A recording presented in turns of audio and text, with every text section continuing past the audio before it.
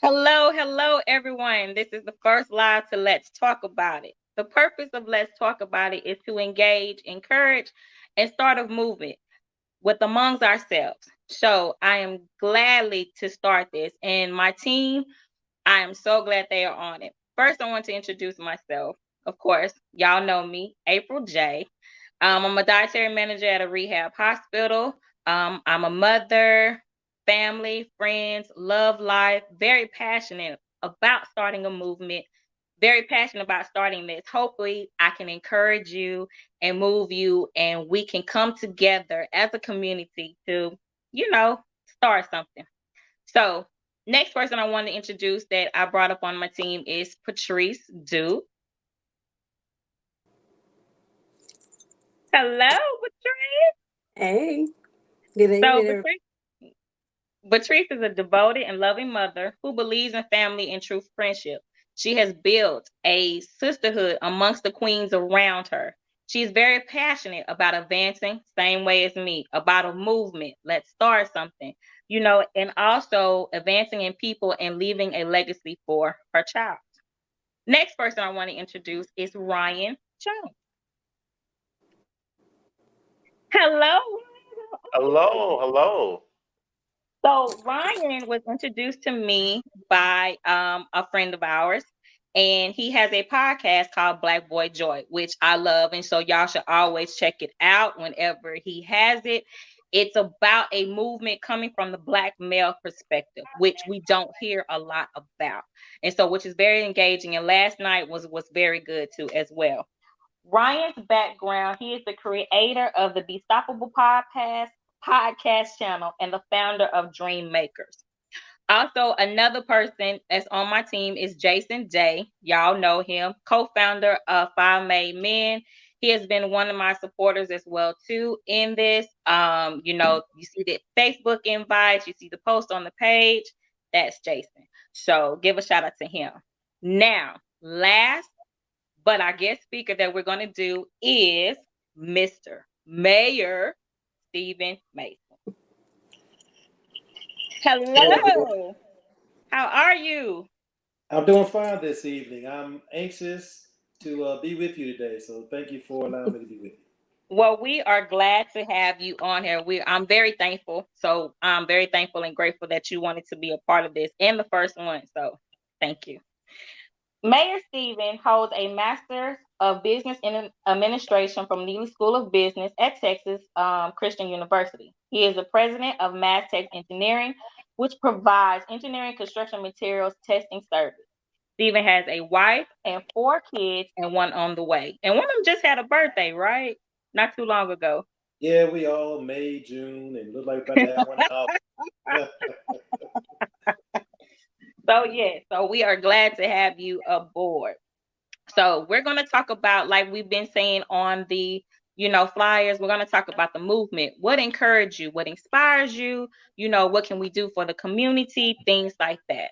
And also to audience, please, if you have comments or questions that you want to ask, please text them. We'll read them randomly out loud. Also, too, if you cannot make it to this podcast, it will be available on our links as well to on our Facebook page as well too.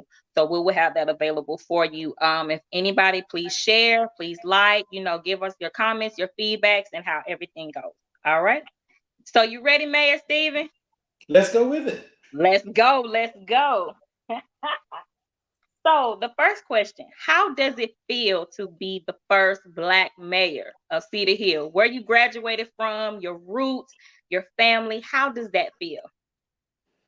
Well, I tell you, first of all, I don't want this to be dismissed, but I actually got involved as an elected official in the city of City Hill in 2010. So I've been Okay. serving on the city council for 10 years. Uh, Okay. yeah, so it's kind of felt like a progressive move that the next step, would be to either just focus on my family and be a businessman, But when the vacancy became available, and I was currently serving as the mayor pro tem, then I just prayed about it, talked with my family, and asked if I should, pursue to be mayor. So at first, I had nothing to do with me being the first of anything. But to answer your question, how does it feel? It feels great. What really feels great about it is this is a community that I grew up in. I was raised here in Cedar Hill since I was a teenager, and I got active in the community very early on. So for me to be able to take a look back, for me to be able to say the community that I grew up in is the community that I serve in the capacity of mayor, I mean, I feel blessed, and it feels amazing. The first, it's about, what can we do to change? What really motivates us? It's not about I want to, get my name out there. My thing of it is we want to change, we want to inspire, we want to move. So that's a good thing. And just being the first is just kind of just an ad lib to it. Um, we know you was first encouraged to serve by the city by your father, who was very active in the community. So congratulations to that as well. And serve on the executive board of the Chambers of Commerce. You were also inspired by the way business and residents working together for a greater cause. And all that inspirement, like at what moment and what time did you say, you know what, this is my time. I got to get being a mayor. This is my time to shine. Was the calling there? Sure. Well, I have to go back. As a matter of fact, it was actually just a couple of days ago. Was the anniversary of my dad's passing on August the 3rd. So yes, my dad was very active in the community. Because he was active, I was active right along with him. So while I was in high school, most high school students would probably be, enjoying their teenage years and doing things in their junior, senior year in high school. Well, me, I was either working with my dad or volunteering. I was pretty much busy at that time. Well, a couple years later after I graduated high school, my dad passed away. And the Cedar Hill community literally embraced me, literally took me in, was willing to be able to, provide any type of help that I may need. And so, yeah, because of that, I got actively involved in Cedar Hill Chamber of Commerce. And that really helped me because that allowed me to be able to see how do other business leaders think, and how do they conduct themselves in a board meeting, and what is networking, and how do you review minutes, all the things that you can apply to your own business. I kind of had the hands-on experience just getting involved with the chamber. So I served on the chamber for a couple of years, and then that's when I got actively involved. While serving on the chamber, I actually was an appointed official serving on the Planning and Okay. Zoning Commission, and so I did that for about 4 years. And then at that point, again, I was thinking, all right, Lord, what's my next path? And I've learned all I Exactly. can learn. Do you want me to continue serving on planning and zoning? Do you want me to just be a businessman? At that time, I wasn't married, but do you want me to be a businessman? And or you want me to serve on the council? So again, I prayed about it, and I met with the current incumbent at the time, and met with him, and he actually said he would support me if I decided to run for council. So that was kind of my moment for me to say, you know what, this is my time. Okay. And I do deeply send condolences for your loss of your father. I understand. I lost my parent when I was at a young age as well too. And sometimes we take death as absence, but I take it as it's a spirit because they still live on. And as is shown in you, your father's legacy still lives on in you, and you have shown it, you have presented it being the mayor. And so now you're growing in his footsteps. So I truly understand, and congratulations to you on that again. Um, so I know you're committed to the planning and the comprehensive of Cedar Hill. I know there's many projects that y'all have going on. Can you elaborate on some of the projects that we plan on seeing in 2021? What can we look forward to?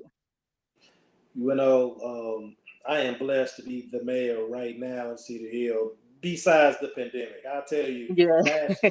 last year when I got sworn in, so I got sworn in 2019. I literally hit the ground running. Now, let me say this, I may make it sound easy, but trust, by me It's serving on long. the council for 9 years already, I already knew the current direction of the current city council. I already knew the city administrators. So I kind of already knew the direction or the trajectory that we was heading towards the city. Uh, Yeah. by, by that also, I knew kind of what the constituents, the community wanted. So I kind of already knew those things. So it wasn't really hard for me to be able to kind of just sit in that position and then just take off.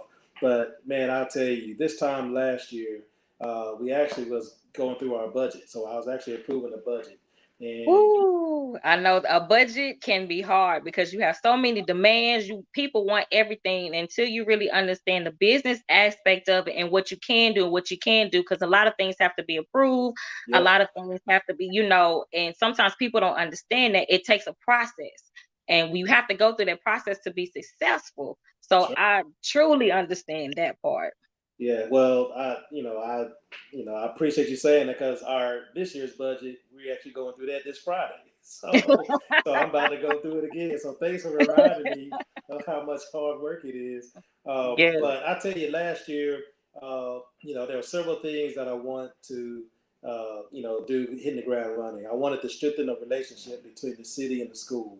Okay. The school board, I want, our relationship to be strong. I wanted our superintendent, city manager to be strong. And I just wanted our two organizations to also, think collaboratively as we try to do things. And I think, we met several times and we had a schedule to try to meet, at least meet 4 times a year. Of course, due to the pandemic, that kind of put that in pause. But, Exactly. hopefully whenever we start coming together. But, there's a lot that's going on. But let me tell you about, the biggest project that I'm really looking forward to, and Okay. that is our library.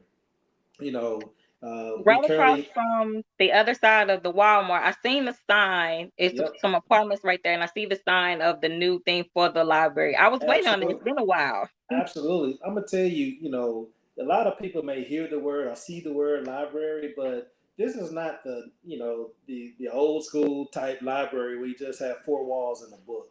This Yeah. library right here is going to be, first class. It's going to be state of the art. It's going to be something that our children should be able to use and be proud of. So, we're planning to have a program inside of our library. We're planning to Okay. have it, connected to a nature park. It's a place that also not just kids can be able to use, but also a place that adults can also come and do learning. For us to be able to have podcasts or streaming rooms and meeting rooms.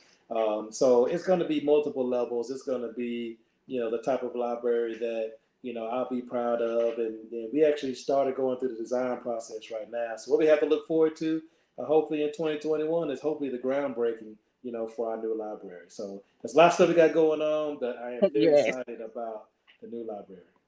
Now, would this library be available for just Cedar Hill residents? Because I know some libraries do allow other residents of different cities and counties to join. They have different rules and regulations. Will anybody from DeSoto County, Duncanville, Dallas, will they be able to, engage in this as well too? So I tell you, the library that we currently have right now, we have DeSoto residents. We have the city of DeSoto and I believe probably Duncanville. We already have like an interlocal agreement, so we can be able to share resources back and forth. So if there's not a book that Okay. we have in our facility, but they do have it in DeSoto, our libraries communicate with one another in order for us to be able to borrow a book, give it to a resident, and go from there. So I would assume that we're going to continue that type of programming where we're going to Okay. be able to have our neighboring cities to come and use our library. And I'm going to tell you, we spending, about 20 to $25 million in this library. I want to show it Oh, off. So I yes. want people to come over here and see how we do things here at Cedar Hill. Of course, we got Yes. to give the special preferential treatment towards our own, of course. But Exactly. but this is going to be a library that we're going to be proud of. Hopefully, be able to receive some type of an award based upon our collaborative efforts and also the aesthetics of what our library looks like. Okay. So, audience, you hear that. So, anybody surrounding areas, be prepared for this library. I'm excited. I'm ready to see it. I'm ready Yeah. for it. And let me add to it again. We got so many programs, but not only do you get a hard paper book, but we also check out iPads. We also Okay. check out bicycles. So if you want to come over here and get a bicycle, you can ride a bicycle to one of our local parks, read a book, bring it back and return it. So we got so many different type of programs.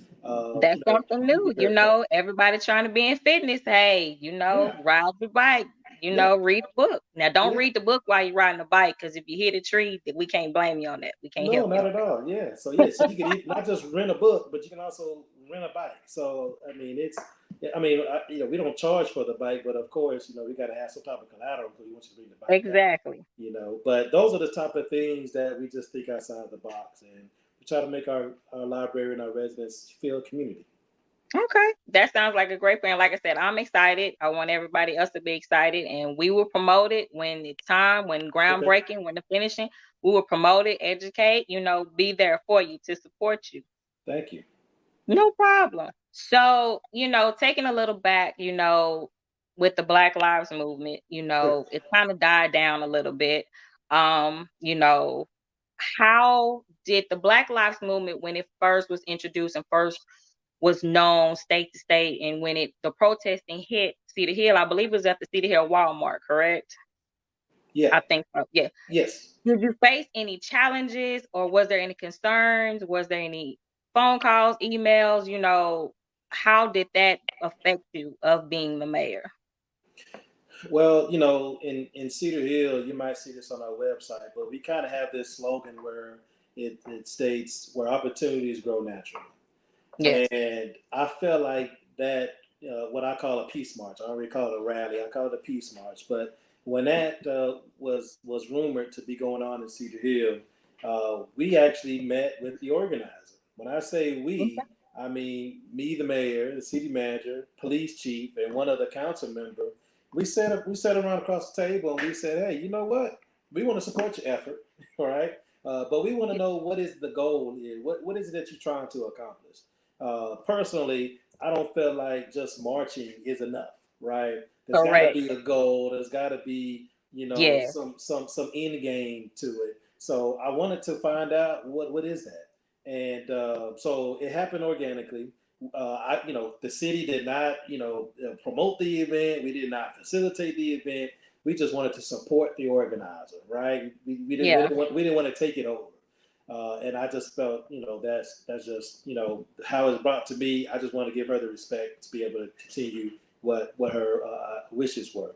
So we had police to help escort, make sure everybody was safe. We Okay. walked down to the government center, and then once it came to the government center, then I, helped facilitate the event.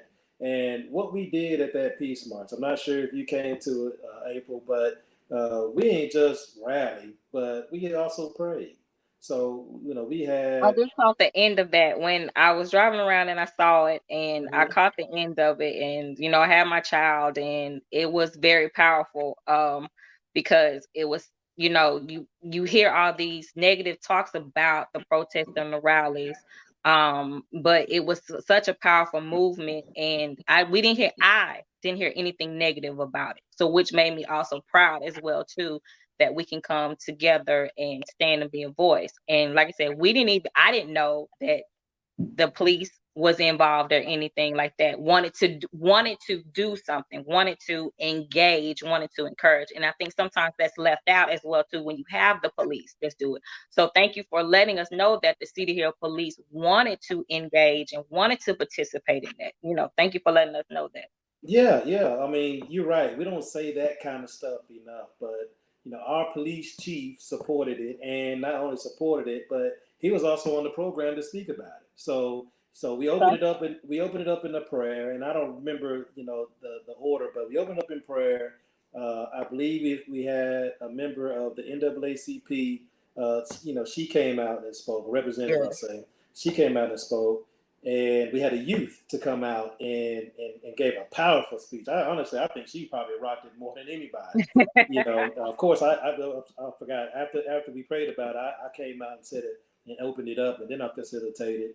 And then we had the person organizing the rally to say a few words. And then we had a police chief say a few words. And then we had another youth to say a few words, and then we prayed about it. So to answer your question, did I have any challenges? I didn't, but that's because here in Cedar Hill, things just happen like this organically, and Exactly. so it happened. They ended up doing a peace march back, and it was, well, I say a peace march, but I mean you can feel the energy that people, and it was not just one class or one group of people that came. This was a very diverse group, young, Yeah. older, different ethnicity that participated in the peace march. But you could feel the energy that people were in pain. You really Yeah. could. And I wanted to push and scream that rally. I'm gonna tell you, and I'm gonna say this this is the first time I said this publicly. The only thing that I regret, and I wish someone had brought it to my attention at the time, but the same day that we had that peace march was Breonna Taylor's birthday, and I did not know that. I think And I remember that. I think I caught on it later on in the day yep, about if I that. would have known that, I would have had everybody to sing "Happy Birthday," for Miss Breonna Taylor. So that's the only. If I would have known that, I would Yeah. have definitely led off with that. But other than that, I could not have. I could not have. Had even wished for an even better event. Well, and I'm proud to say, like I said, I didn't hear anything negative about it. When I passed by was the prayer, and then I had to leave. But as far as saw the clips and pieces on Facebook, very was moving. And that needs to be recognized. I don't think Cedar Hill got enough recognition for that. The very peaceful, we're not hearing a lot about it. We hear a lot of the negatives. So I'm glad to say that Cedar Hill promoted a peaceful rally. Glad to say that. And, from that movement, as long as you felt the pain and you understand it, and we want people to, just like what you mentioned, we protest, we get out there, we march, but what are we doing moving forward? What tools and what resources can we do? And that's why one of the things we want to talk about as well too. And so I'm going to bring Ryan on, and he's going to discuss a little bit more about that, kind of get more engaged on, what can we do moving forward. And as far as a Black man and women, and it's just not just Black. We want more diversity. We all cultures, and all cultures don't get enough recognition for standing up for it. We want to recognize them, and we want to, and I will personally say thank you for all the colors and diversities that stand up and that was with you and protest and right along. I will personally say thank you for that as well too, to them. So Ryan, you're up next, sir. Hey, April, what's up, Steven? Hey, Oh, sir. Thank you guys thank you guys for being for allowing me to be a part in this connection. thank you for being a part of the team. I couldn't I couldn't come in by myself. I had to bring in Patrice with me. Uh, The I'm quiet so storm. We're gonna call her the yeah quiet storm. yeah. So I'm excited about tonight and just the opportunity to connect with you guys. Stephen, I it's a great joy and honor just to be connected and that to have you with us tonight. Um, One of the questions that when April first brought up the initiative, let's talk about it, and we reflected on you being her first guest and so forth. We talked about not just the Black Lives Matter movement and just our connection, but having real answers and solutions to you know a change, being a change in the world. And I think you're doing that. Everybody is doing it the best they can. What would you say is one of the initiatives that Peter Hill is doing to stand out to lead change in the community? So when say lead change, you're talking about as far as the Lives Matter movement, or? Yeah, I'm sorry. Yeah, Black Lives Matter and just our Black community, Sure. Black and Brown Well, community. I'll tell you not to, stray away from your question, but I'll tell you what I'm doing. At this point, the awareness is out there, Yeah. and we have never had, a world awareness like what we saw here this late spring. The fact that the whole world, was protesting. That's pretty powerful. I mean, you've seen the Million Man March before, but Mhm. you ain't Yeah. never seen a whole world, on this on this cause, and who knows, maybe social media, probably had a contributing factor to that. Had a But major factor. but I'm gonna tell you what I'm doing, and this is what I feel is really going to be, the key. In Texas, we do something a little different than majority of the states in the United States, and that is our legislators only meet every other year. Our state legislators only meet every other year. That's it. Okay. So they go and meet for about 6 months, and then they're off for 18 months. Okay, I say that to say this: we still got the momentum right now. And Mm-hmm. even me personally, I am about to go and meet with my state reps and senators, and I'm going to talk to them about the things that are in my heart in order for me to be able to help support them with their cause and also bring some awareness of some things that I don't know if they're even aware of. But that's what I'm going to do personally. But when I say personally, I'm going to bring another affiliate with me. You see what I'm Okay. saying? I also Yeah. serve as president for the Texas Association of Black City Council Members. I've served as VP for the previous 5 years. So again, it's kind of like, I am mayor, but I've been in this position, for quite a long time. Well, I plan to use that affiliate Mhm. as a voice for me to be able to go down to the legislator and to say that I'm not just speaking as one. I have a whole membership coming along with me.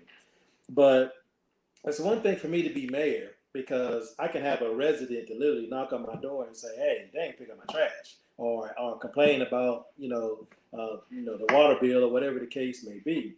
But the state legislators, they go to Austin, and their neighbor resident is on the other side of the state. So the accountability is not really there for our state legislators. So what we're really going to have to do, the initiatives that we're going to have to do is not just for one group or one company or lobbyist, but each of us is going to have to coordinate to go down and meet with and go to Austin and be able to hold our legislators accountable. Because Yeah. if they hear noise, then they will react to it. But True. if you just tell them here at home and then they go off to Austin, then that's not really making enough noise. So we got to be able to get their attention, and that's really what we need. We got the momentum, we got the attention. Now let's put some bills in place for us to be able to protect our young black men and people of color. Whenever we talk Exactly. about police reform, that's what we need. That's powerful. Thank you for sharing that. That's really powerful. I know a lot of people there are a lot of unanswered questions, and there's a lot of people that are doing um, protests and writing different legislators and things like that. But to know that you as civic leader are going to meet with your state legislator to talk about change and hold them accountable. I mean, what, 3 months away from elections? I know in Yeah. Texas, I'm not sure if they're doing state legislatures in Texas now. I'm in North Carolina, but um, it's time to hold everybody accountable. So I will take that advice and actually follow suit and do the same thing. Yeah, so yeah, I'm glad you said that. 'Cause I just assumed you was here in Texas, but we have. I don't know if you heard about what happened to Sandra Bland. Hmm. Yeah. So let me put it in perspective. Sandra Bland got pulled over because she didn't use her turn signal. That's why she got pulled over. It Hmm. went from that and escalated to her going to jail. That shouldn't have happened. So in 2017, there's what's called the Cedar Bland Act. Well, it's a bill, but it ain't strong enough. It needs more teeth in it. So Yeah. that's going to be one of the bills that I'm going to say that we could take this same bill that's already a law and we need to make it have a little bit more content, a little bit more substance. So that's just kind of just give a low hanging fruit, example. But that's something that is passionate to me. But without this march, without this movement, without us going out into the streets and making some noise, I would not be able to have this much attention to it right now. It would just be another day. This Yeah. legislative session, I need some help.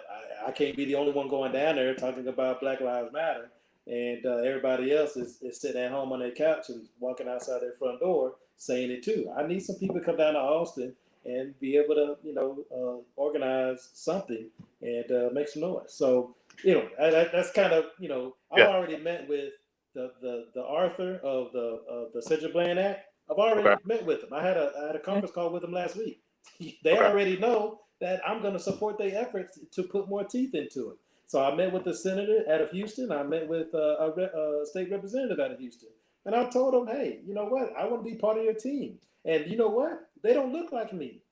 They Mm-hmm. authored Wow. it, though. They authored it. They don't look like me. And I told them I want to bring my organization to support you. With open arms, they are willing to collaborate with us, little old Cedar Hill mayor, Right. along with our, Texas Association of Black City Council member affiliate, wants to team up with us in order for us to be able to try to push this movement. So I'm working. I'm grinding, man. So these are things that you don't really see that's behind the scenes, but I'm working.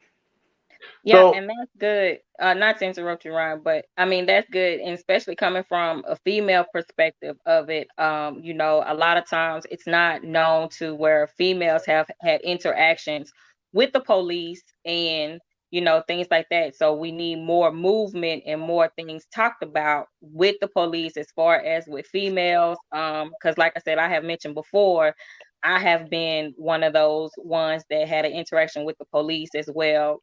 Not in Texas, from my home state, Louisiana, which is crazy.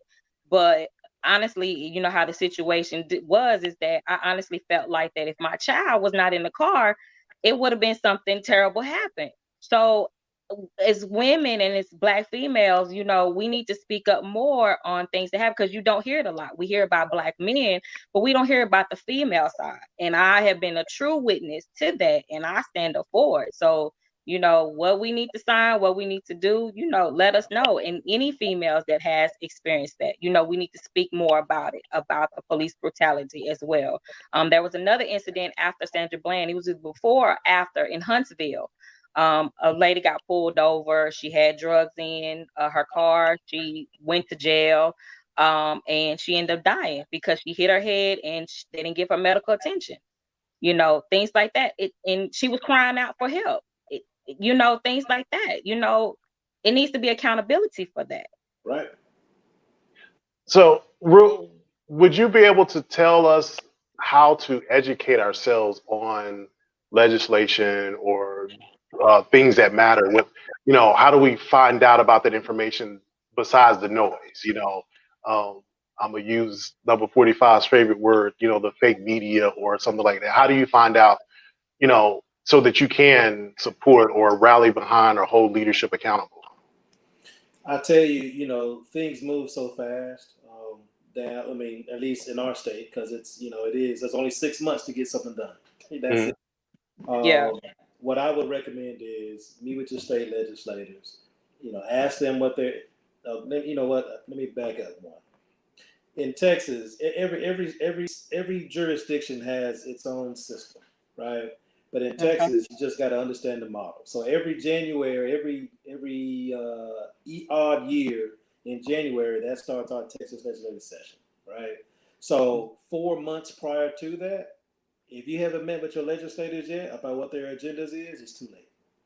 So the best Mm, time to meet with them is, I would say, that June up until mid-October, prior leading up to the next legislative session. That's the time to meet with your legislator. Let them know that you support them. Let them know, ask them what their agenda is. Let them know if you have anything on your agenda. And what legislators love, be honest with you, is to actually go down there to Austin and go into their office and meet with them.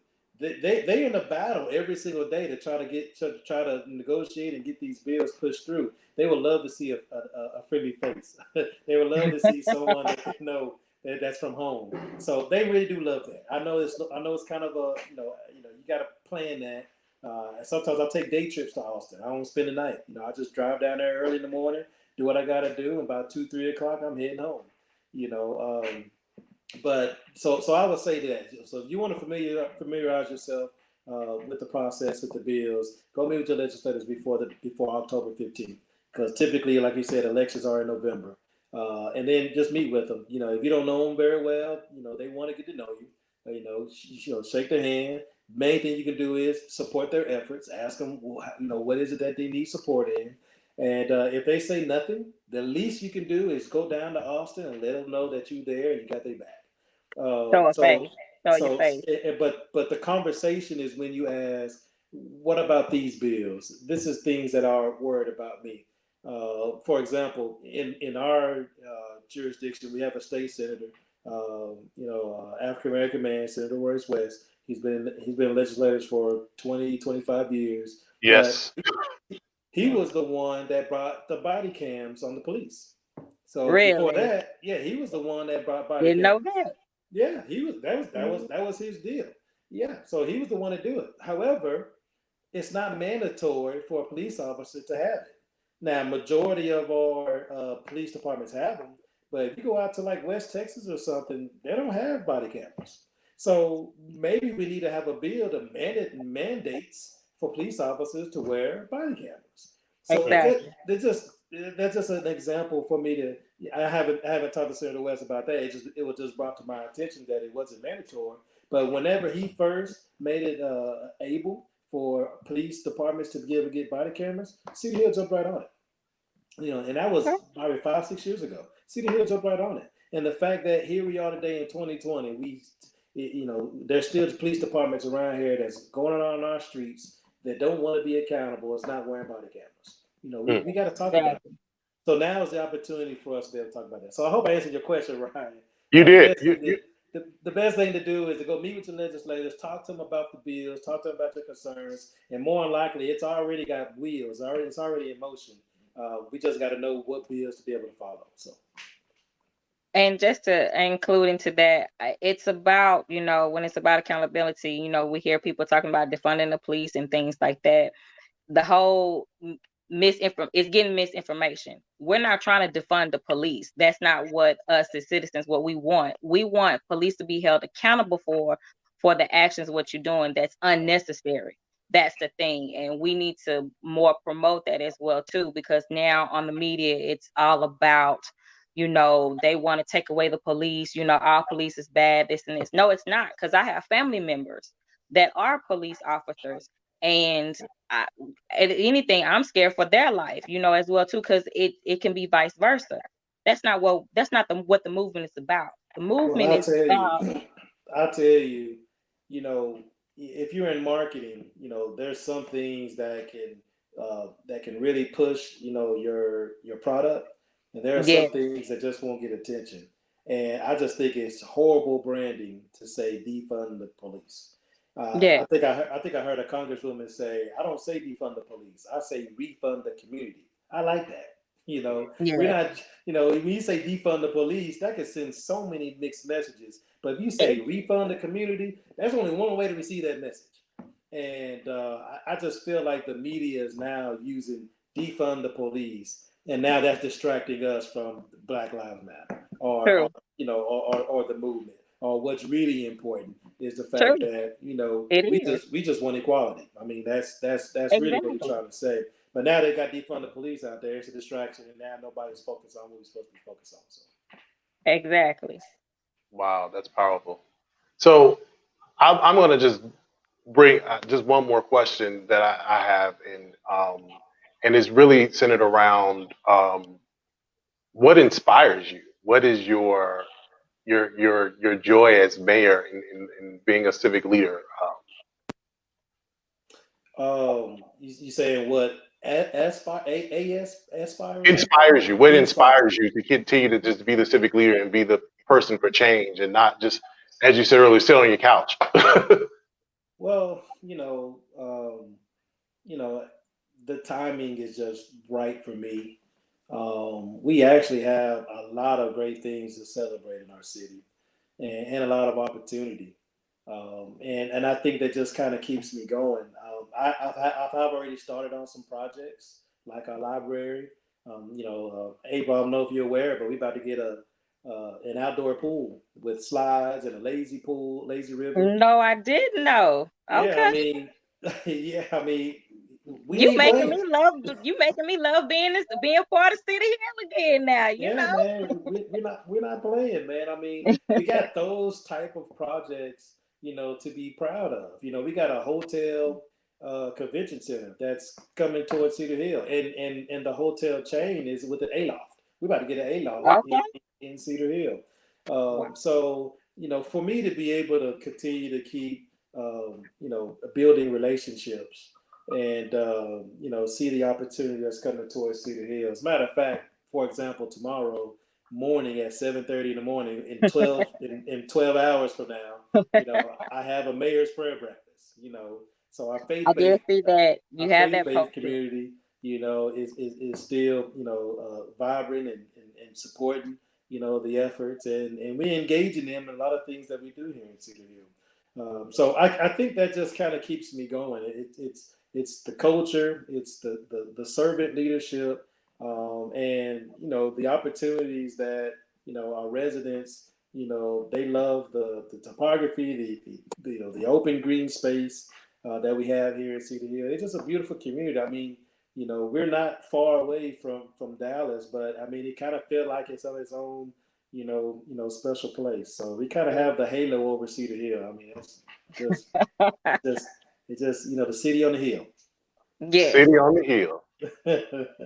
April, I wanted to get to some comments and let Patrice read those comments. We got a couple of comments coming in. Okay. Not sure they're questions and all, but I'm going to bring some of those in. Okay. So we have one from Carmen Ivy, another alumni. She says, can a regular person really do that? Can they really meet with the legislators? Absolutely. Carmen, I know Carmen Ivy, a good friend of mine. But Carmen, I tell you, I'm I'm regular. I do have a title in front of me, but I tell you, but the very first time that I went down to the legislator, and I'm glad I'm saying this, the very first time I went down to the legislator, I was, probably almost 30. Now, when I go to legislators now, I see teenagers, there. Okay. So the exposure for us to be able to go there as soon as possible, expose our youth, that they can go down to legislators, and trust me, they'll be, welcome with open arms. But yes, absolutely. I went to the legislator for the first time. I met with the Senator West, for the first time, and I wasn't even an elected official. I was a part of what's called Leadership Southwest, which that's what they did. So I kind of caravan with them, and I went down there and met with our legislators. But again, I don't I didn't go down there thinking I'm gonna be an elected official. April, you didn't. I don't think you asked me that, but No, I I, didn't. I didn't have no aspirations to be an elected official. I had no aspirations to be mayor. I mean, when I was going to high school, I wasn't even exposed to people, being an elected official. So, so yes, I went down there as a regular person, not having no aspirations to be an elected official. So yes, you can go down there. You can call their office aide, and you can let them know that, hey, I'm in town, and I like to meet with the state senator and the state representative, and I just want a few minutes of your time and just say hello. So absolutely, you can go down there and meet with them. But again, don't miss the mark. Their district office is here at home. They can meet with you right now too. Even during Okay. this pandemic session, you ain't got to wait to go down in Austin. Please schedule a meeting to meet with them in their district office right now, and they'll be more than happy to meet with you. So let's repeat that. Everyone who has an issue or any concerns, meet with your district office right now. There's a time frame. So once again, you can do that now. Well, April, and right, I do want to, because for those that are not living in Texas now, like me, I want to, for those viewers that are watching, I know I've got some viewers in Michigan and California, some other places. I want to encourage you, whether or not you have an issue or not, from what I, get, you need to go and try to meet with your legislator and figure, Texas is one of the only few states that does what every 18 months. Other states does it maybe once a year, but Full time, yeah. yeah, everybody go out and try to meet with your. I recommend, now that you've put that charge into me, that I've got to go and see Exactly. my representatives. Go let them see my face. Yeah, everything you do is a game. I mean, not like a sports game, but everything that you do is a game. I mean, it doesn't matter if you're an entrepreneur and you have a bakery. There's still a game for you to be able to sell your product. There's still a game for you to be able to reach that audience. And unfortunately, in politics, there's a game for that too. True. So We hear so that a lot. it doesn't matter what state you're in. It doesn't matter what jurisdiction you're trying to get someone. For example, everybody's trying to come down to meet with, and I think this is across the United States. But everybody's trying to come out and say defund the police.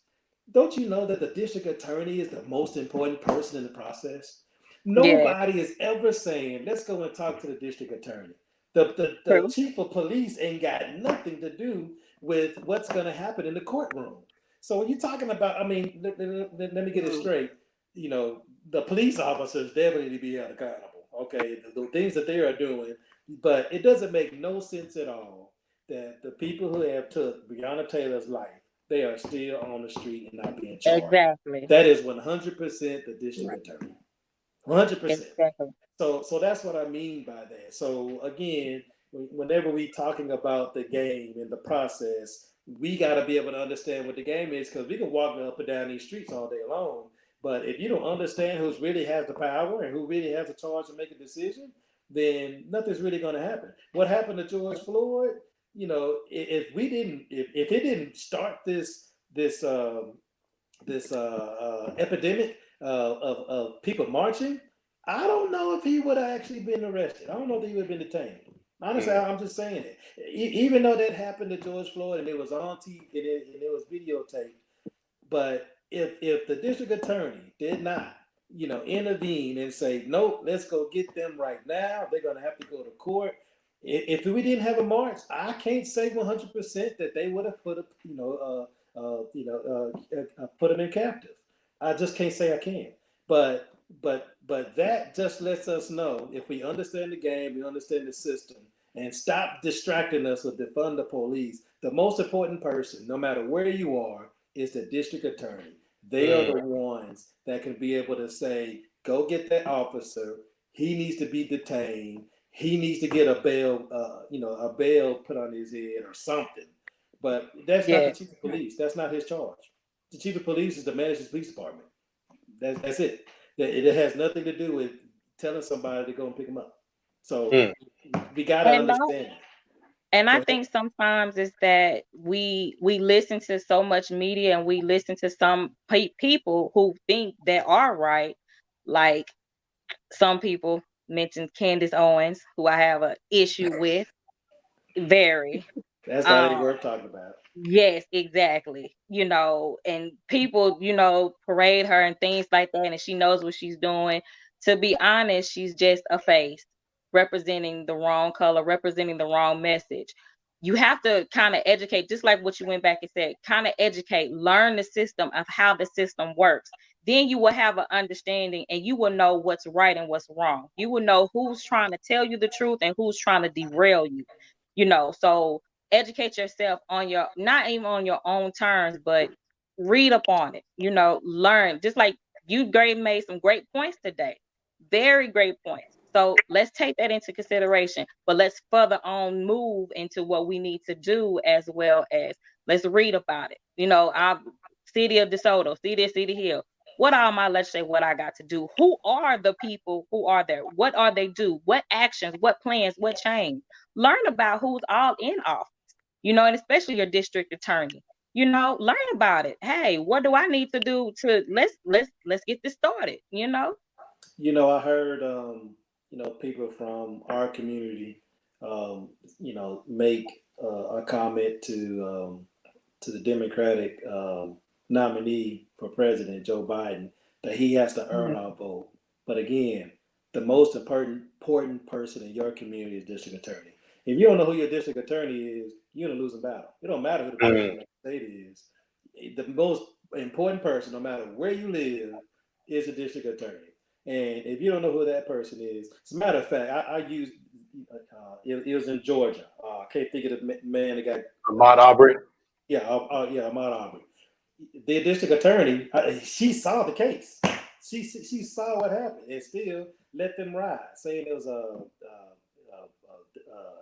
what is it, a citizen arrest. Yeah. Come on. But for whatever reason, the guy let the video surface. If it wasn't for pressure, the district attorney would have let that person ride. I'm telling you, the most important person is district attorney.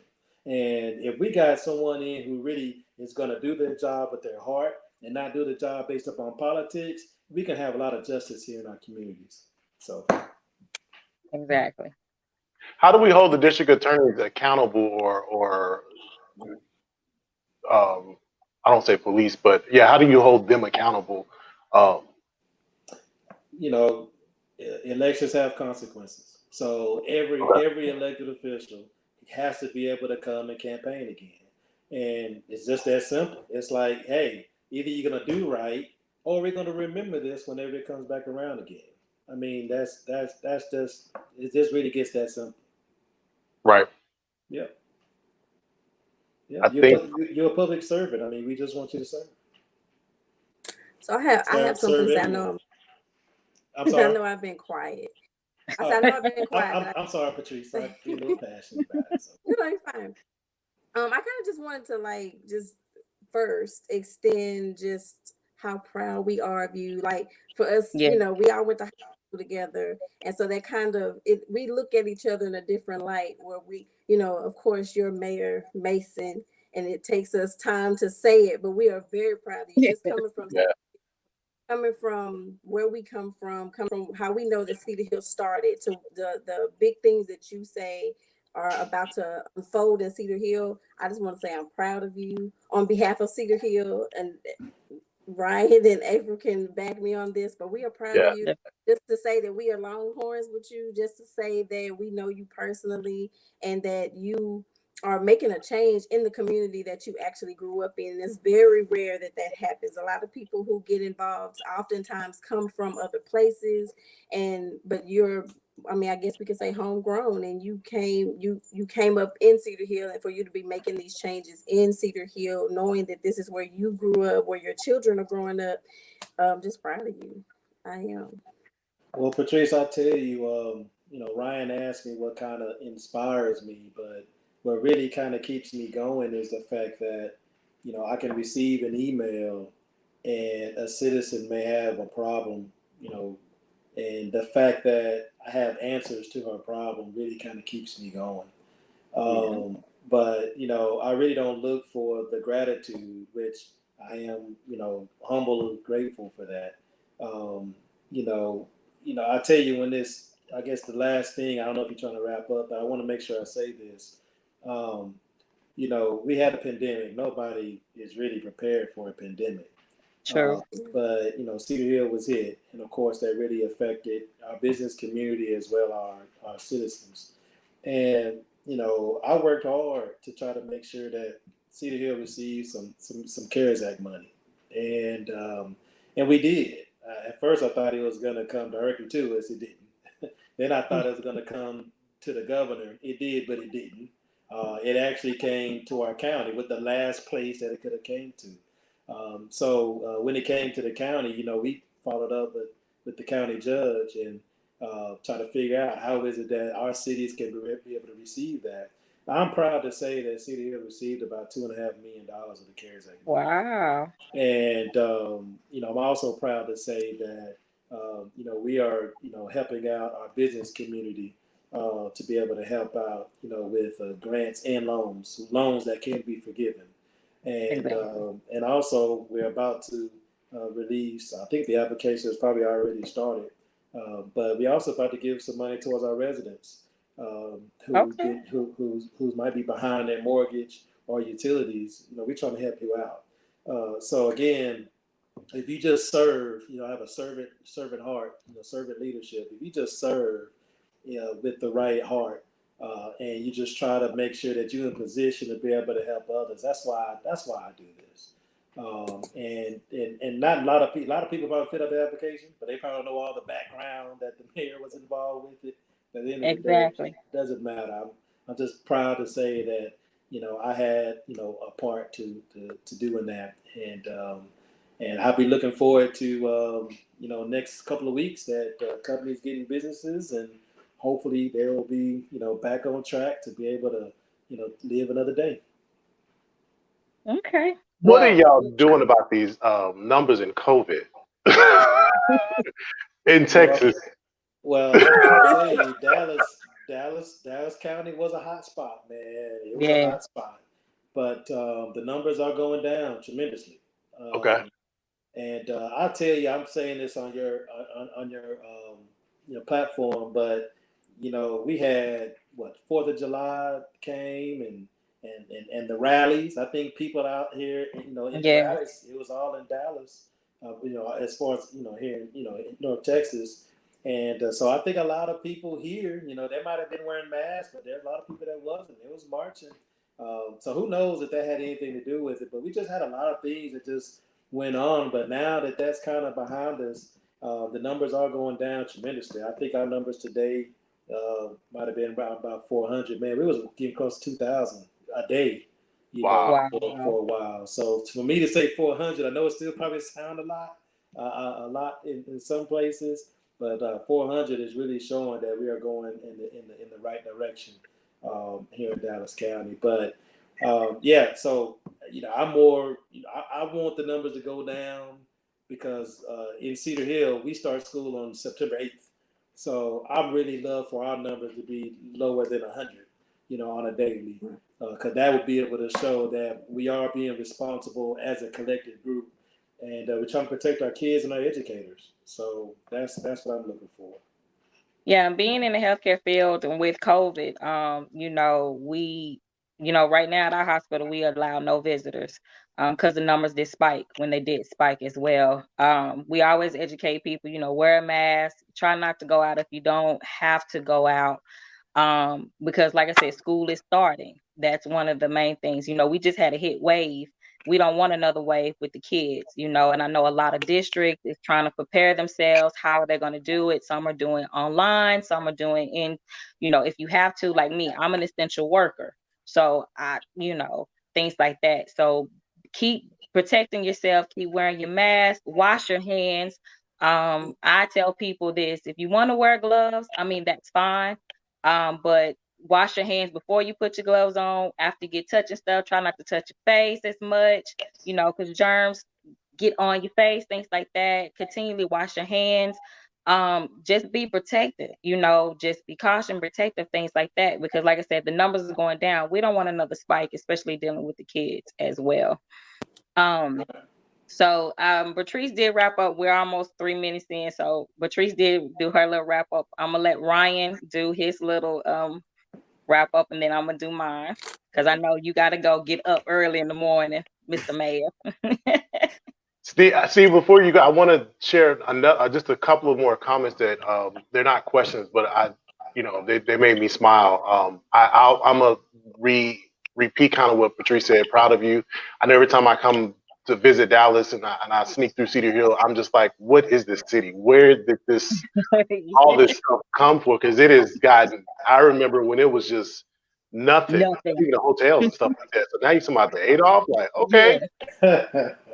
But you've got some supporters out there. And I just wanted to share the love with you. Of course, my cousin Carmen says, "Hey Carmen," she says, "Cedar Hill stands up. Cedar Hill strong." Um, and I'm just going to show some of these comments that you got. Monica L said, "Wonderful." You have someone. This is the one I really wanted to really show you. Um, I need to move back to Cedar Hill. Yes. Yes. You got a strong man. Yes. I encourage you. Let's move back. Longhorn. And then another one says, "I really like that you're transparent with your city." So that makes my heart smile. I know. Uh, Again, like I said, I'm proud to call you classmate and alumni and being from your home city and the changes in the impact that you're making. I think that you are changing the world from where you're sitting, and so I appreciate you for what you're doing and appreciate your family for lending you to us tonight. I'll be sure to tell my wife that. Yes. And just and conclude on what Patrice and Ryan said, first of all, I'm very thankful and very grateful that, wanted to be a part of this. The first podcast, I have the mayor. I believe it's going to be tremendous outpour of comments and good responses. You gave many good insights on what we need to do. You also detailed exactly what you plan on doing, and that gives encouragement to the residents of Cedar Hill to be more active, to promote more, because they have somebody who they feel like has their back. So, and that's a good thing. And as being a leader, I understand that. And it's not about the publicity. It's about, you a servant. You do what you do, what's in your heart to do. And, things happen. And, you are making great changes. I'm very grateful to know you. And I'm very grateful that, like what Ryan said, that your family let us steal you for a moment, for that. And we wish many blessings upon you with your life, with your journey as being a mayor. We just thank you for that. And we wish you many blessings. And like I said, anytime you want our support, we need to support whatever you're doing, any event, let me know. And hey, we're there. We have your back. So we know we need you need to go. So all three of us, we just planned on doing just a recap of letting the audience know what we learned and what we can do as well too. So we just wanted to let you know that. And once again, thank you for joining us. You, and I didn't realize I was making history tonight. I didn't realize I was your first guest. So Yes, you are. I guess I'm making multiple first, but Yes, you you know, are. let's not let this be the last time. I mean, bring me Of course. maybe you could bring me back once a year, twice a year. I, And I try to give got an you. update. Okay, I I appreciate got that. you. And like I said, whatever you're doing for us to support to get whatever that you're trying to do, let me know. Hey, we'll put on our page, we'll post it, because the main purpose of this is everybody to, communicate, everybody to be on one accord. And it's just not because you have to live in Cedar Hill. No, that's not it. If you want need us to support you, we got you. So we want you to know that love as well too. Well, I got a virtual mayor's prayer breakfast tomorrow, and I posted it on my story. So if you can join me 7:30 in the morning, Ryan, you should be fresh up early in the morning. It's Yeah, 8:30 your I'm gonna time. So, actually join you. but That's I 8:30 my really, time. as a matter of fact, I go ahead and I couldn't put all this on my story, but our state representative Carl Sherman, he's going to be on. He's going to pray, and our Okay. school superintendent, he's going to say a few words. He's going to pray, and also one of our school board trustees, she's actually going to sing a song. So so my mayor prayer breakfast, it ain't just just nothing. We kind of have a star lineup, about every other month. So anyway, hopefully that'd be a teaser for you to come join us tomorrow. Exactly. I'll join it. For everyone else listening, please join. And how can they join, Mayor? If I can put it up here real quick, or we just share it at the end of the. Is there a Yeah, if website? you could, yeah, it's a Zoom, so yeah, if you Okay. can, I put the instructions on my story. Uh, Okay. if you if you can't see it, just let me know, and then I can maybe email it to you or something. Okay. Perfect. Yeah. All right. Absolutely. Yeah. So So anything so else? once again, thank Uh, you. Thank you so much. And like I said, you started many first, and this is one of the first. all Mayor, right. Hopefully, I he's set the bar amazing. high for the next person coming Oh, I think you have exceeded the bar, exceeded Yeah. everyone's expectations, of everything. So we are gladly appreciative of that. And like I said, I extend the olive branch as well too. Anytime you need me, anytime you need our support, anything, please reach out. And like I said, we'll continue to do this once a year, things like that. We'll follow up, things like that, and see what's going on. And we're gonna keep the movement going. Sounds good. Thank you for your All right. time. All Thank right. Thank you, you. guys. So this part right here, we're just gonna do a recap of what we learned from that as well too. And like I said, please share your comments of what you learned, what movement that you want to do. What encouraged you to take a step forward, as well too for the audience. So Ryan, kind of give us feedback what you learned from Mr. Mayor Steven. I think Stephen was really great. I think he's true to himself. Still looks the same from high school and growing up Yeah. together. Still look the same. Still sound the same.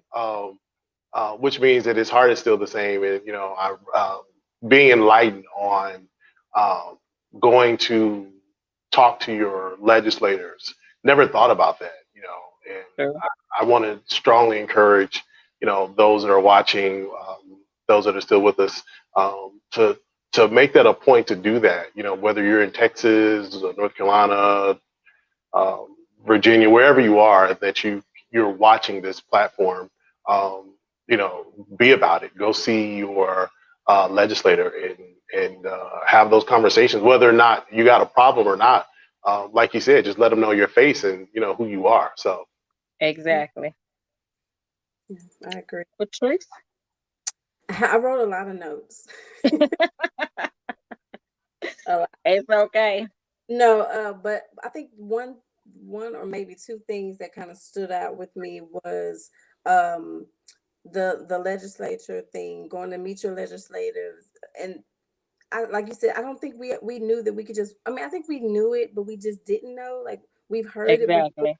but we didn't, like Carmen commented, I mean, but we're regular people. Can regular people just walk in? So I think it Exactly. was to know that we could, as regular people or regular citizens, just go into their offices and, um, I guess, develop relationships with them. Like you said, not always having an issue, but just kind of developing that relationship. So if something does come up, they already know our faces and have that True. relationship.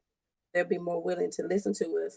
But I think one thing that I got from him was, like he said, he didn't have any aspirations when he was younger to be an elected official.